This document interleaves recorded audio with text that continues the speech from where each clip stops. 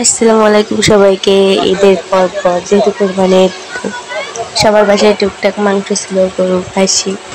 তো মুরগিটা নাকি কম খাইছে, তো ওদের পর দাম কম ছিল। তো এই কারণে আমাদের বাসার পাশে একটু দূরে গলিতে মুরগির দোকান আছে দুইটা। তো ওখানে গিয়েছিলাম, ভাবছিলাম যেহেতু মুরগির দাম কমছে তো আমি যে মুরগি কিনে নিয়ে আসি, কিন্তু যাওয়ার পর কপাল মন্দ হলে যা হয় আর কি। তো মুরগির দোকান দুটাই বন্ধ ছিল, তো ভাবলাম তারপর মাছ কিনে নিয়ে যাই।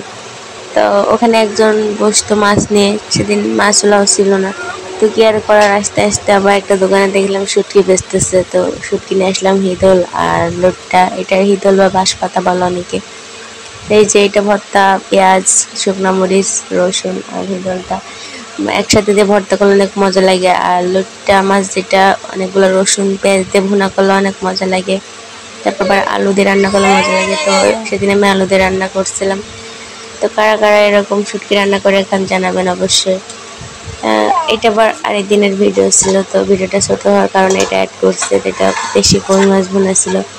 তো দেশি কই মাছগুলো খাইতে কিন্তু হাইব্রিডগুলো অনেক মজা লাগে। হাইব্রিডগুলো একটু কেমন যেন আমার কাছে একটু নরম নরম টাইপের লাগে, কিন্তু এটা খাইতে কিন্তু অনেক মজা। যেখানে আমাদের ছেলের জন্য আলাদা রেখে দিয়েছিলাম আলু ভাজা আর শিং মাছের এক পিস, শিং মাছের লেজ যেটা অংশ সেটা। আর এখানে ছিল এক পিস মাগুর মাছ, তো জন্য আলাদা রাখছি যেহেতু আমার ঝাল খাই বেশি। আর এখানে ছিল মাগুর মাছ, শিং মাছ আলু দিয়ে রান্না করা, কিন্তু কোনো সবজি ছিল না ঘরে, আর আনার মতো মানে লোক ছিল না। সেই কারণে ঘরে শুধু আলু ছিল, আলু দিয়ে রান্না করছিলাম, সাথে টমেটো দিয়ে রান্না করলে আরও হয়তো মজা লাগতো।